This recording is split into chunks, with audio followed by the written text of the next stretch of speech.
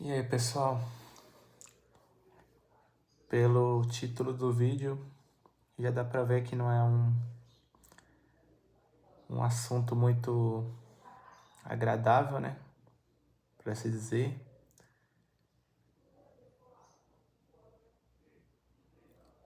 E hoje eu tô tomando, não sei se eu posso dizer coragem, mas vou me abrir e falar pra vocês o que aconteceu comigo. Eu fui preso no ano passado, em agosto, em setembro do ano passado, eu fiquei 47 dias preso.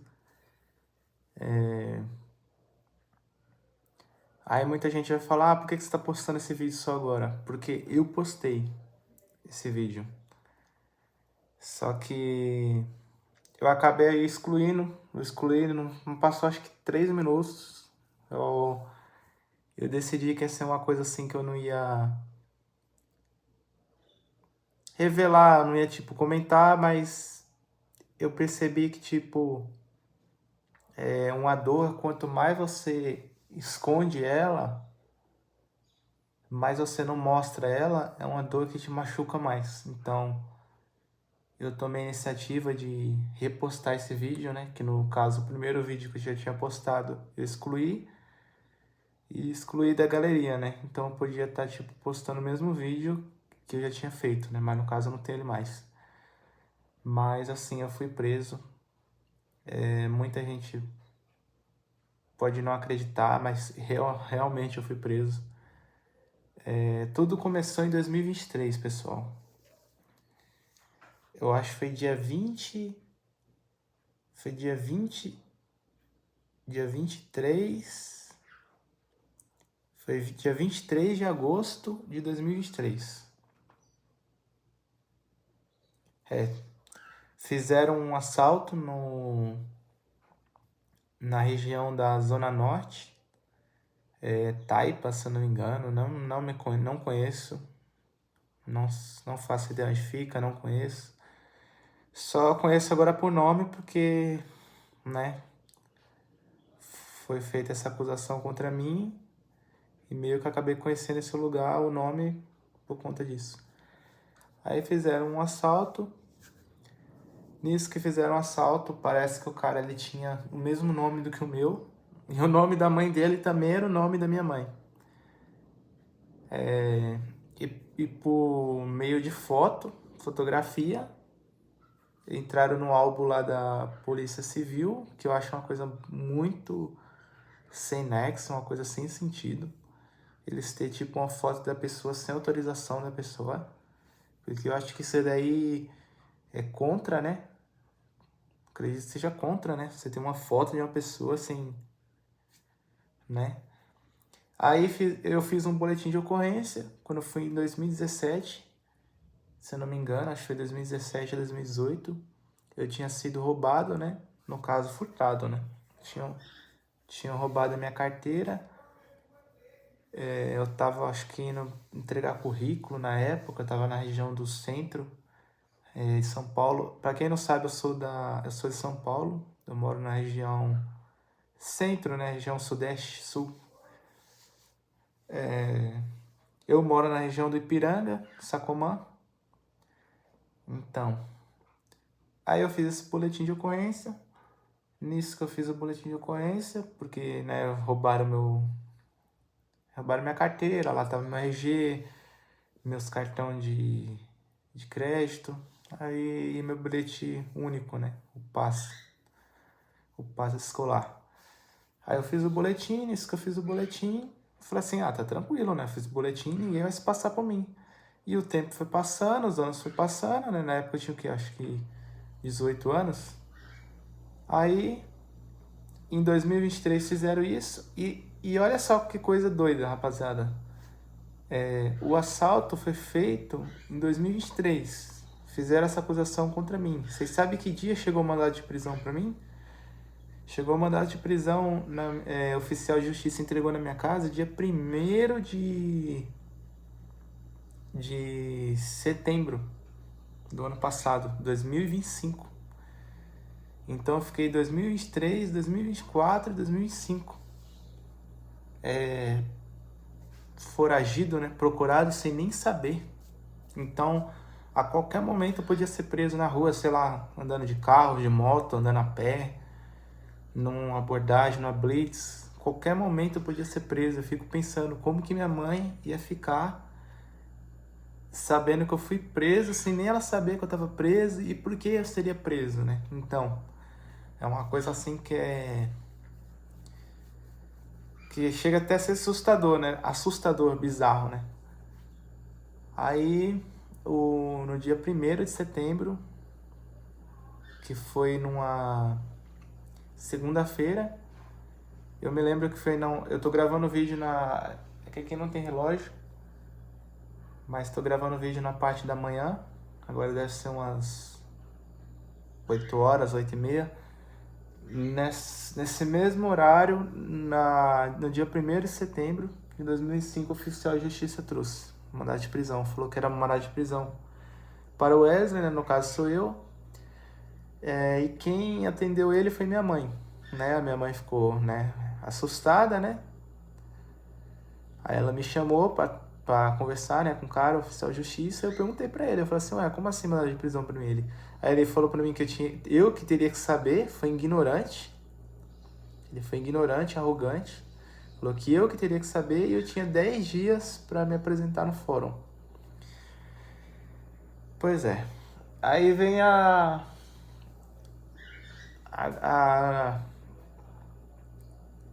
grande, né? A grande notícia. Quando eu fui no fórum, eu fui sem advogado, né? Fui lá no fórum, me apresentei no mesmo dia que ele trouxe o mandado de prisão, fui. Nisso, quando eu fui, eu já fiquei preso. A minha mãe foi comigo, o meu irmão também foi junto. Eu já fiquei preso. Chegou lá na recepção, eles tinham... Eu tinha explicado, né, a situação, falei que tinha recebido um mandado de prisão, não sabia o que estava acontecendo, né? Aí na recepção eles mandaram eu ir lá, dentro lá, para eu entrar numa salinha lá, e eu, na minha inocência, né, vamos dizer assim, achei que eu ia, tipo, me explicar pro juiz, ia ter uma audiência, não sei, ia ter alguma coisa assim que... Mas não teve nada. Eu fui no fórum da Barra Funda, acho que é 14ª, alguma coisa assim. 14ª Fórum Criminal, na Barra Funda, aqui de São Paulo. Nisso que eu fui lá, eu já fiquei preso. É difícil. É difícil falar. É difícil, é uma coisa que é dolorida. É uma coisa que, tipo, te consome. Mas, infelizmente, é a realidade, né? Não tem como esconder. Eu passei poucas e boas. Eu comi comida azeda. Eu comi comida fria. Eu dormi no chão 47 dias. E é complicado. Aí nisso que eu fui lá, na recepção, entreguei o mandado de prisão, RG. Aí o cara perguntou pra mim onde que eu morava, né? Ele deu um endereço lá que não era o meu. Ele deu um telefone antigo. Ele deu um telefone que eu tinha, acho que na época, 16 anos. Foi meu primeiro número de celular. Aí eu comecei a olhar assim, eu falei assim, caramba, que coisa estranha. O mesmo número na época quando eu fui fazer o boletim de ocorrência. Eu falei assim, eu acho que estranho, né? Porque na época quando eu fui fazer o boletim, eu tinha esse número. Aí ele pegou, confirmou o número. Eu nem lembrava desse número mais. Eu falei que esse número não era meu, era um número bem antigo. Aí ele falou assim, fala seu RG. O RG era o meu, o CPF era o meu. E o endereço não batia, o número era antigo. Eu fiquei assim, que estranho, né? Que coisa esquisita. Aí eu vi que tava tipo como eu posso dizer, tava ficando um clima pesado, né? Pareando, né? Pareando um clima pesado assim no ar. Aí eu perguntei, né? Eu falei assim, que hora que eu vou falar com o juiz? Que hora? Desculpa. Tô ruim do estômago. Acabei de tomar um comprimido pra, pra verme. Pedi pro médico. Também tô tomando remédio sem ansiedade. Aí. Aí ele. Aí ele não respondeu nada, ele falou assim que era procedimento, que tava consultando.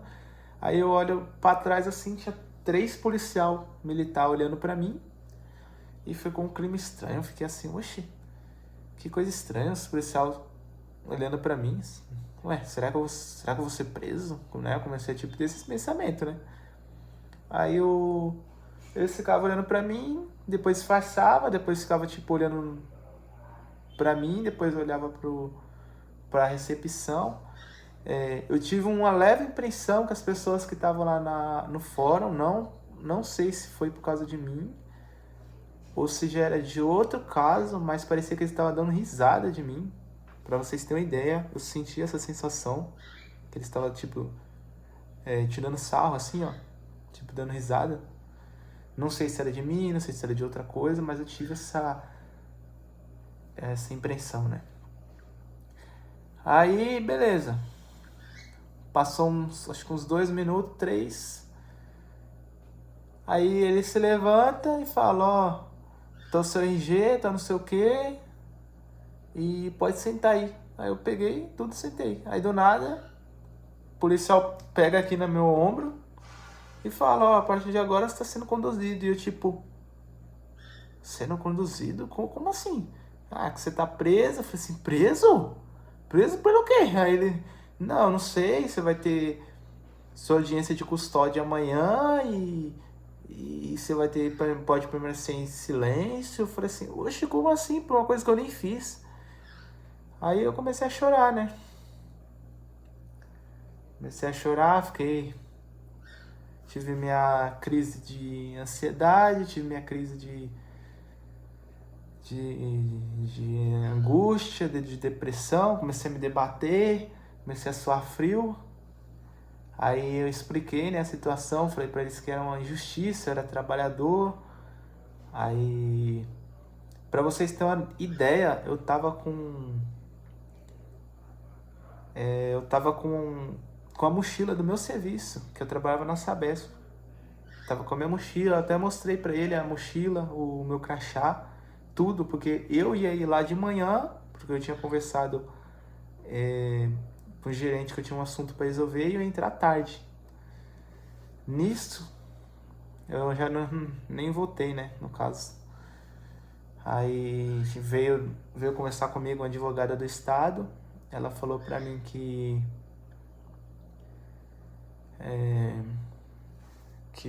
eu tinha como entrar com minhas provas, registro em carteira, se eu estivesse trabalhando no dia, mas foi uma coisa de 2023, né? Então,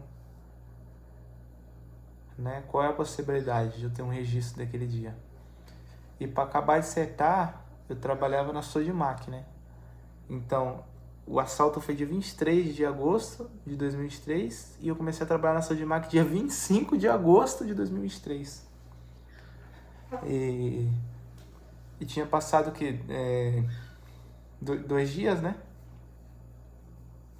Tinha passado 2 dias depois desse assalto. Tô com sono. Aí o policial militar falou pra mim que eu tava preso, aí ele mandou tirar o cadastro, porque ele falou que lá eles iam jogando lixo. Tirei meu cadastro do tênis, tirei palmilha. E pior foi tipo minha mãe, né? Minha mãe lá fora me esperando, não deixaram minha mãe entrar. Minha mãe ficou lá fora. Quando eu dei a notícia pra minha mãe um policial militar tinha falado que minha mãe tinha passado mal, depois outro policial falou que não era minha mãe, que era a mãe de outra pessoa que tinha ido no fórum, que minha mãe estava bem, que minha mãe ia ir na delegacia me acompanhar. Aí eles falaram que estavam me levando para a delegacia, e nisso falaram que estava tarde, que a delegacia não atendia mais aquele horário, e isso era o quê? Não, acho que não era nem 3 horas da tarde. Não era nem 3 horas, nem 4 horas direito. Aí falou que ia aí me levar na delegacia e não ia levar mais porque tava tarde. Aí quando eu vi aquele muro, né? Chegou lá, eu perguntei, eu falei assim, onde que eu tô? Aí ele, você tá no CDP de Pinheiros. E eu tipo, CDP? Eu tô dentro de um presídio? Aí foi uma coisa,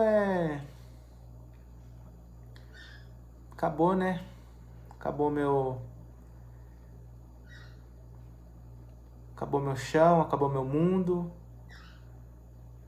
Eu ia trabalhar de tarde. Eu ia trabalhar depois das meio-dia. Acabou meu chão. Aí eu já tive a entrada no presídio. Quando eu entrei, quando você entra lá, você não entra direto no pavilhão. No caso, eu entrei na inclusão, acho que era inclusão o nome. Aí lá já tinha né? 2 caras que estavam presos, eles perguntaram pra mim, né? Eles até falaram pra mim ficar tranquilo, que ninguém ia bater ninguém ia bater em mim, eles não iam bater em mim, eles não iam fazer nada comigo. Eles falaram pra mim ficar tranquilo. Aí nisso eu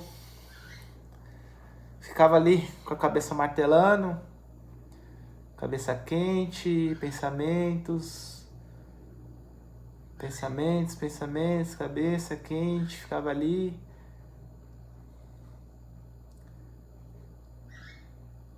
Aí eu lembro que o policial penal ainda achou ruim comigo. Ele falou pra mim, por que você tá preso, ladrão? Aí eu falei pra ele, eu trabalho. Aí ele, todo mundo fala isso daí é conversa fiada, todo mundo tá aqui é trabalhador, todo mundo aqui tem registro em carteira. E eu, tipo, tinha tudo que mostrava que não era um criminoso e tava ali naquele lugar. Aí passou uns tempos, acho que foi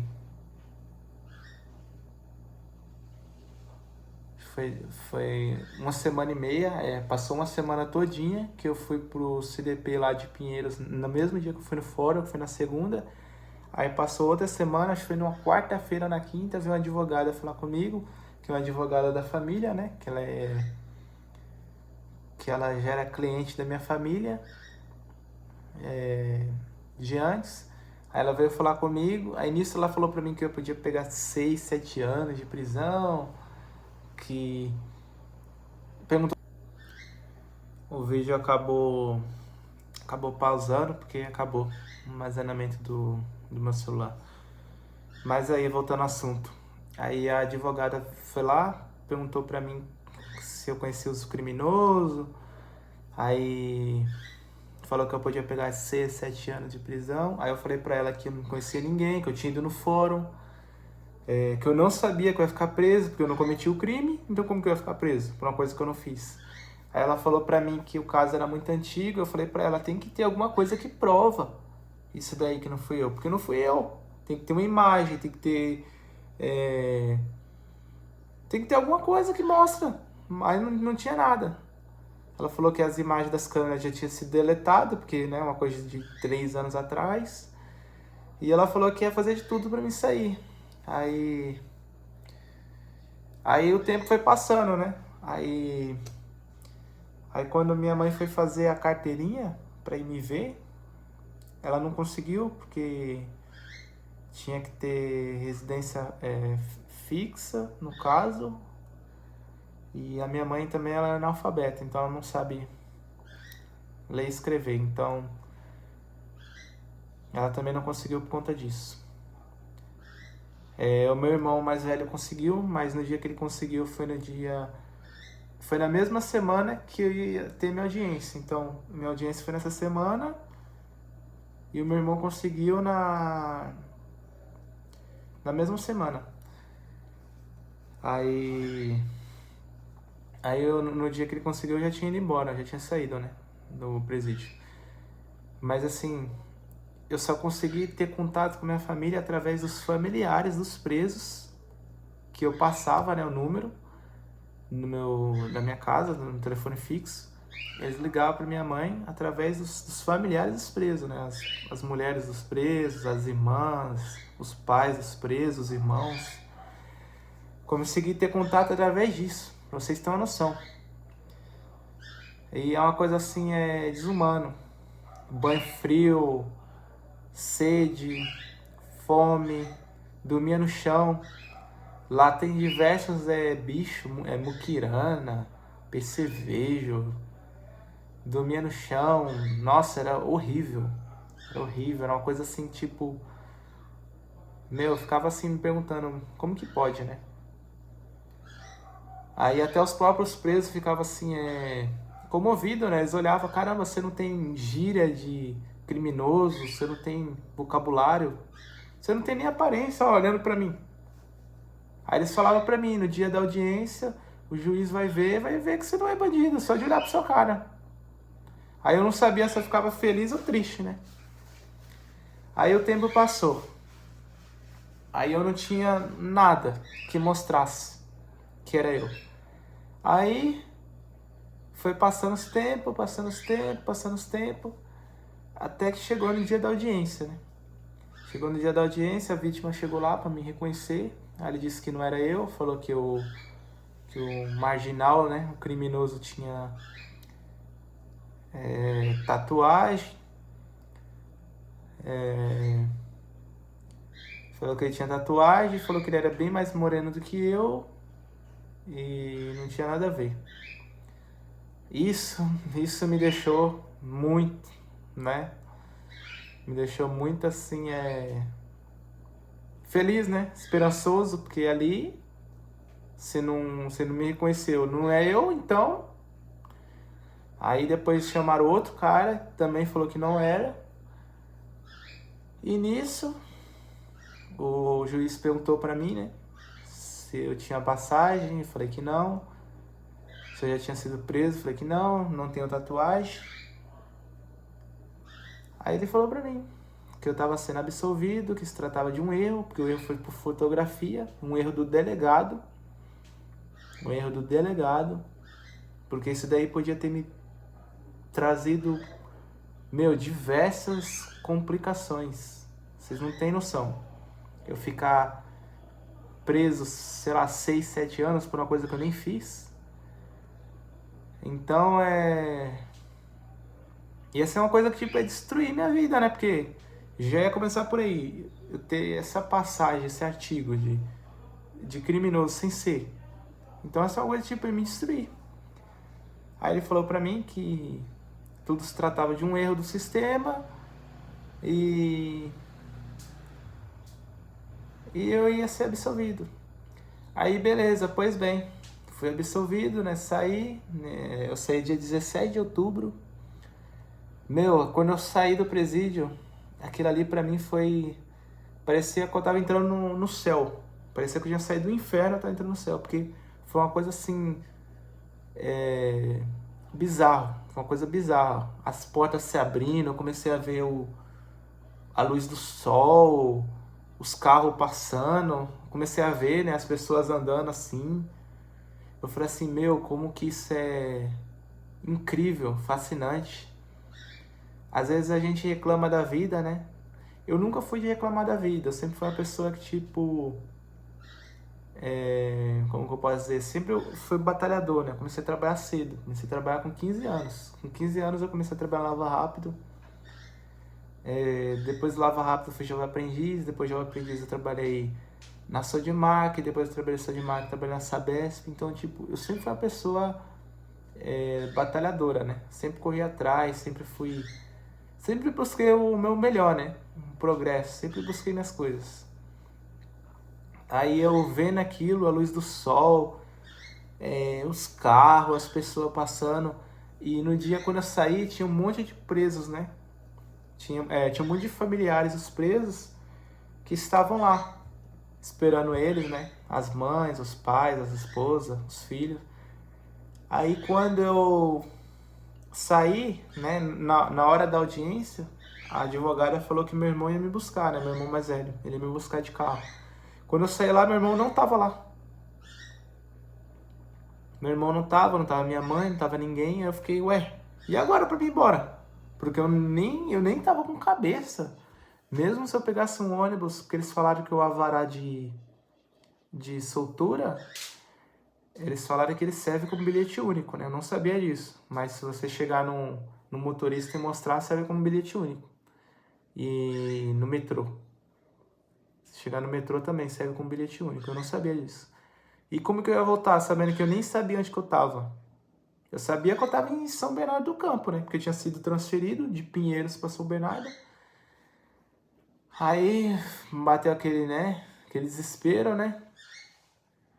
Eu já fiquei preocupado. Eu falei assim, como que eu vou voltar para casa? Aí um preso que saiu, ele não conhecia, ele era de outro pavilhão, né? Aí ele perguntou para mim, ele falou assim, seu familiar não veio?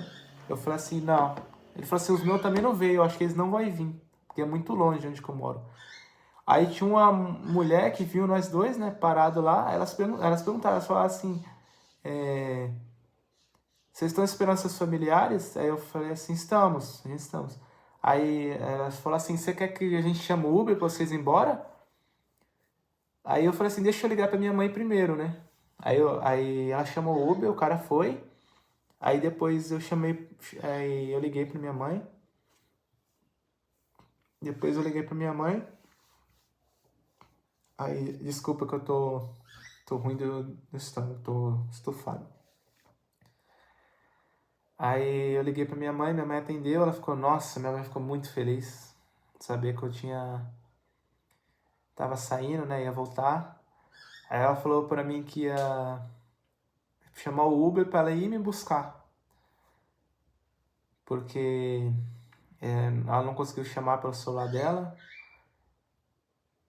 Parecia que não estava aceitando o Uber. Aí ela teve que ir no emprego do meu irmão, pro meu irmão chamar o Uber de lá.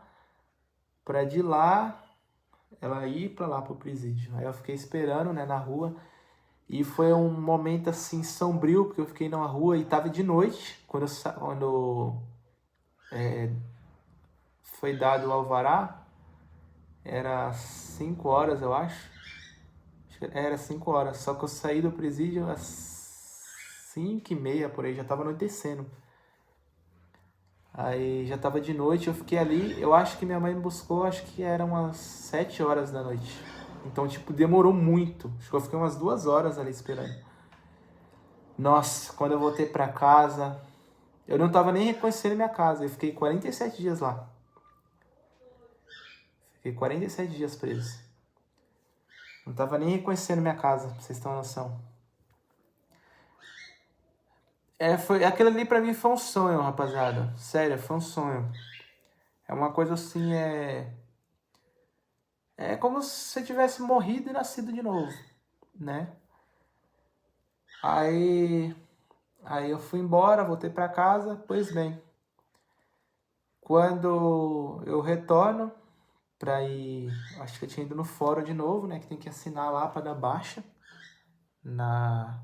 nas coisas lá. Aí de lá do fórum eles mandaram no DHPP pra dar baixa na captura, eu fui no DHPP. Nisso que eu fui no DHPP, aí eu fui com a minha advogada, né?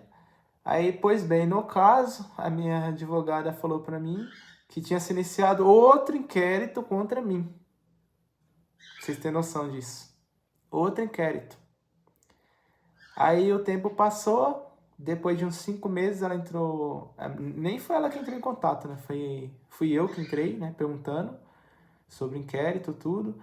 Ela falou que esse inquérito tinha virado um processo, aí ela me mandou o inquérito policial, e lá no inquérito tá a foto do criminoso, ele tem tatuagem, e ele totalmente diferente de mim. Aí já me bateu aquele medo, né? Eu falei assim, será que eu vou ficar preso de novo? Ela disse que não, que agora a situação tá controlada, mas tipo, depois de 5 meses aparece a foto do marginal.